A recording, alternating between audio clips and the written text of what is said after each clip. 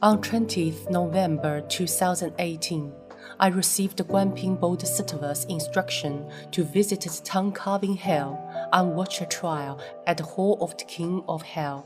My consciousness entered a deep slumber.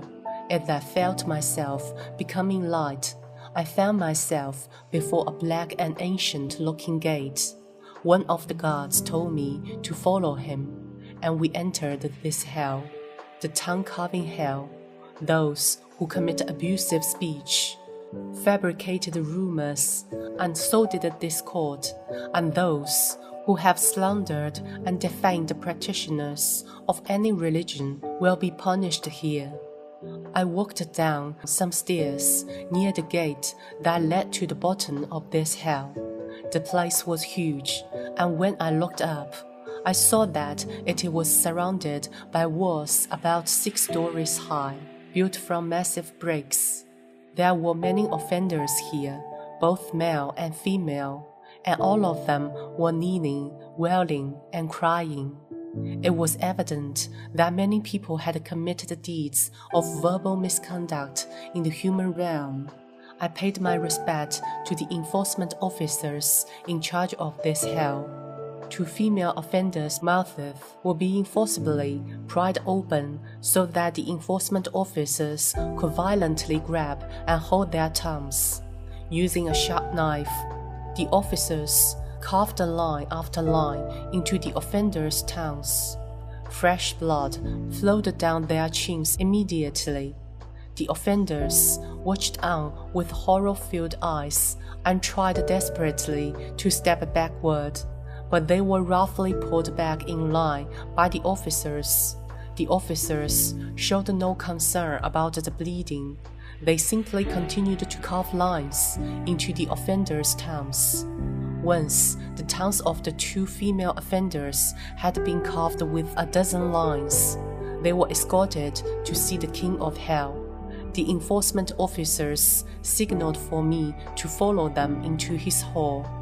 The landscape inside Hell Realm is very complex.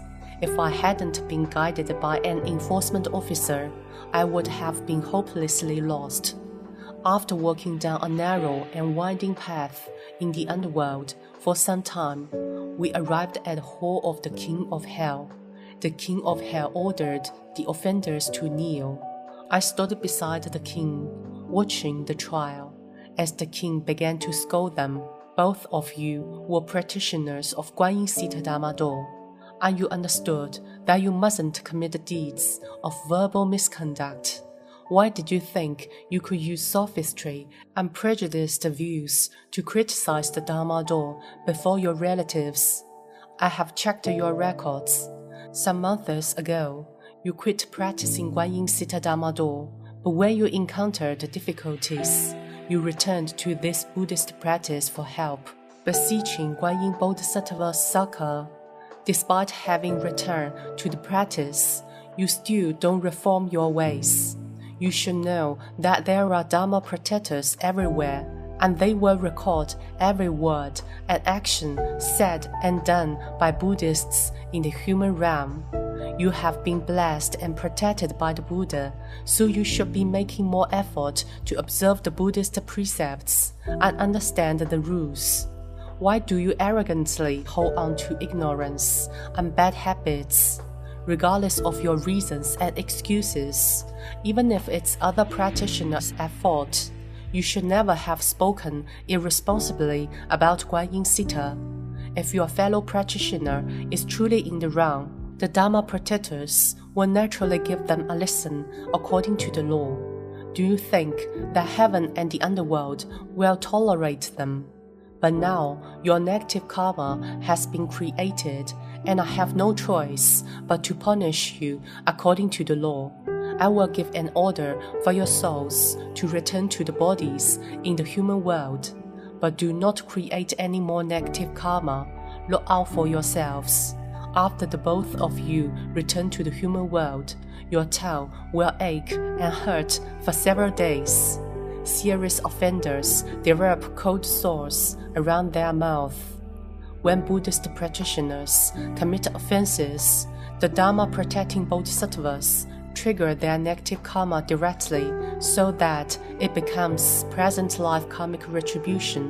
The king of hell told me that, regardless of whether a person is dead or alive, their souls will be dragged to the underworld for punishment if they commit offenses. The soul of the culprit will be deemed an offender